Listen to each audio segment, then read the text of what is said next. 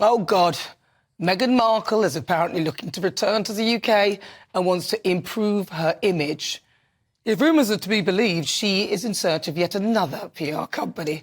She tagged her comeback onto International Women's Day. Have a listen.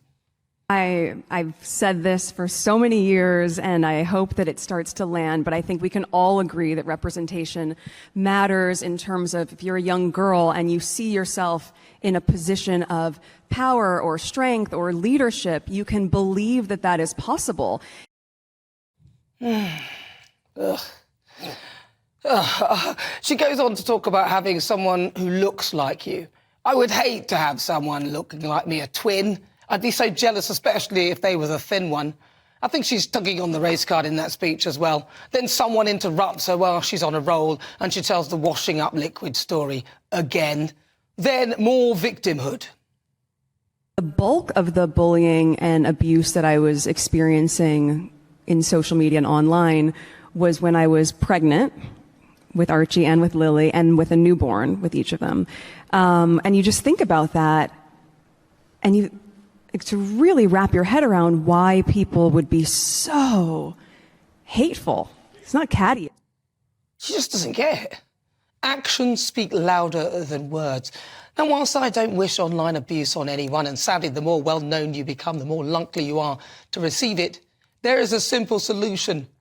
Don't read it. It's not that difficult. And when you're as wealthy and as connected as she is, this should be relatively easy. You can even pay people to do stuff. And actions speak louder than words. But let's be honest, Meghan has used the press whenever it suits her. The reason people are incensed by the pair of them, which it seems they clearly can't work out why, is because of their actions. Climate preaching while taking private jets and smugly telling us we're offsetting our carbon, which we all know is a scam, flying from one place to another on the most polluting vehicle known to man, aircraft. It was heartless to go on Oprah and diss the royal family whilst Prince Philip lay dying. The show was pre-recorded in any case. They could have postponed it. They didn't. It was heartless to leave the door open to an accusation of racism and then correct the record years later, thereby their own admission gaslighting the world and making the Queen's last years a nightmare. It's heartless not seeing a father who has by all counts supported and encouraged and who has fallen seriously ill. Thomas Markle hasn't even met either of his grandchildren, and the King has only met, as far as we know, just one. Forgiveness shows strength of character. Holding a grudge and throwing a wrecking ball is easy. The documentaries, the misery-ridden whinge-fest spare. I got the smaller half of the room in a goddamn castle. You're in a castle. Constant bleating on about their own well-being and mental health, blind to the damage they're doing to others. They're advocates for it. They should know better.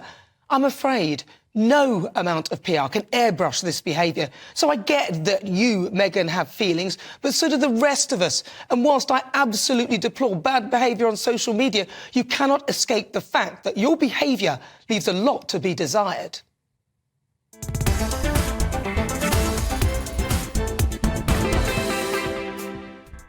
So before we get stuck into the debate, here's what else is coming up today. For the Great British Debate this hour, I'm asking, should pro-Palestine marches be allowed to continue? It says London is becoming a no-go zone for many Jewish people. That is according to the Home Office's independent advisor on extremism, Robert Simcox, who says that they've gone unchallenged for way too long.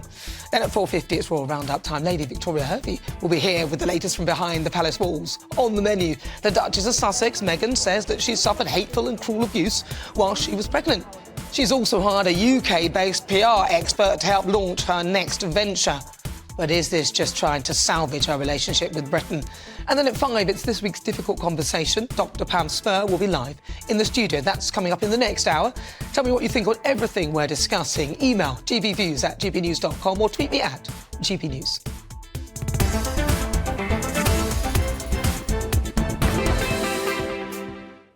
Right, let's get started. Let's welcome again to my panel former Labour Party advisor, Matthew Lala.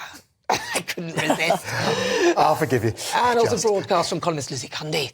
Right, well, I want to start with you, Lizzie Cundy, having met the Duchess of Sussex and having chaperoned her around to meet Yes. you both. Well, and then dropping you. The Duchess of Diddums. Oh, we're all supposed to feel sorry for her, aren't we? You know, she's had more comebacks, actually, than Frank Sinatra. But the one thing with Meghan, she always wants to do it her way. And her way is playing the victim. Poor me, poor me. I mean, look, we're all against online trolling and bullying. Look, I've had enough of it. I don't read it, you know. Don't read it. I don't, you know, if they're talking about me, that's great. That's what I like. I mean, she should be on stage apologising for her own bullying and her terrible hate campaign against her own sister-in-law, Kate. I mean, what she's done there, the lies she's spread, the hateful interviews, which we all had to listen through, I mean, it's absolutely disgraceful. And I think she should be on there She would say that's her truth, though. So what she said is her truth. So according to her, it's improved. There wasn't any alleged racist in that family, and I think it's unforgivable. She let the late Queen die thinking there was. And I'm sorry, Meghan, take a leaf out of your own book. Look how you've treated your own flesh and blood. Look how she's treated her own father, who's had strokes and heart attacks, hasn't even been invited to Buckingham Palace for a scone and cream and jam. He's heartbroken. You know, he's heartbroken. Hasn't even met the grandkids. Take a look at the way your own behaviour. I'm sorry, she's a hypocrite, and she needs to apologise. Matthew Lauser. So I try hard to find nice things to say, and you know, I do think it's important that she uses her platform to promote the cause of International Women's Day and women and girls. But when she said there about women in power and women who had real serious achievements, I wish we were celebrating the achievements of so many strong women who've done so many wonderful things, rather than just marry a prince. I mean, there is some irony there that is how she's got her platform. But arguably she was a bit of a star. Exactly. She was in Suits. No, exactly. So what disappoints me, Nana, is that because she had a career beforehand, we thought this was very modern in this modern era. Why isn't she going back to acting? Because she had a platform rather than just appearing at equality and diversity conferences. Sadly, she was well known in the States. When she came over here, I had to look after her because no one knew who she was, and I had to get her interviewed on the red carpet. And my producer was like saying, "Look, I don't know her." It was really tough, and I helped her. The thing is with Meghan, she always plays the victim. She always says, "Poor me." She never says. She's got the skill. Being poor Harry hasn't got any skill. I mean, apart from now he's left the army. But she could. She might not get the lead, but she could be. She could be a bit. She needs to change the record. One of those helicopters, like with a learner driver. You only go in the car, but somebody else has taken control, and you think you're driving it. Yeah, but it's International Women's Day, and there's Harry sitting at the front. I mean, I just think she wears the trousers, obviously, but I'm afraid we're all sick of her whinging and moaning, and there's no PR in the whole wide world that can help her. Because this is what worries me, is that she's just going to deflect attention from the royal family, who, you know, whatever you think of the concept of royal family, have done a great job since the Queen's death in difficult times, and obviously the King is still, you know, having cancer treatment. Never let alone Catherine, who's obviously not very well either. So, you know, we don't need her in this country. She should go to Hollywood and you know, find herself a small part. The thing is, what's happened in Hollywood, and my friends have told me, she's desperate to be in with the A-listers. She's desperate for Taylor Swift at the minute, desperate to be her friend. But Taylor is running to the other side of that football pitch which her boyfriend plays on. She can't be near her. No one wants to know them anymore. Their popularity has sunk. But these women sitting around the table talking with her seemed very, you know, people are amored by her, and a lot of people, you know, because she is so famous. Yeah, I think they are, particularly in America. I think the title still has that thing, you know, it's like when you're in America and you speak, you don't, you know, even if you don't think you have a particularly lovely accent, I don't, but, you know, somebody goes, "Oh, gee, you've got a beautiful accent." You know, there is that kind of slightly... think I've got a lovely accent? I think you haven't talked about me. I think you've got a very, very sexy voice. I think they're hoping I was thinking that in your monologue. You're huskier than ever today. No, she was very good on the front of the Daily Mail, may I say. Absolutely. Very, very good. I was talking about my good self. You know, but when the kind of thing where people just sort of like you for being British, they think it's kind of cool, you know, they it brings up loads of stereotypes. I think if she comes here, she's going to have comes back here permanently, she's going to have a rude awakening. Because they literally are. By writing Spare, he's very much made himself a spare. Yeah, but people are sick of the same old record. Yeah. They need to reinvent themselves. You know, have a great focus, do the charity work. Not more of this, not more of this poor me. As soon as I hear a voice, my eyes go like the snake in Jungle Book.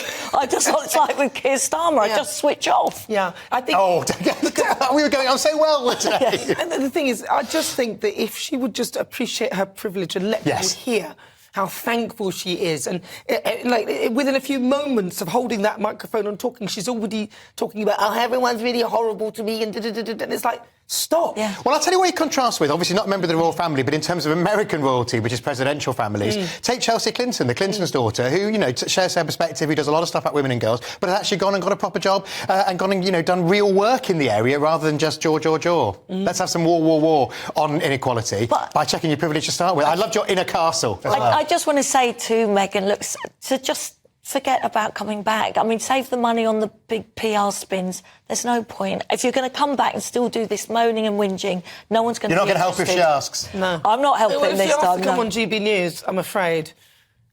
Well, no, I'd actually say Talk to the hand. You probably would say no. Because you know what you're going to hear. Because it'll be more whingy, and I just couldn't listen to it. And everyone watching would simply switch off. I tell you who I would have on is Uncle Gary. I would like Gary on there. Yeah. I'll try to get hold of Gary Goldsmith.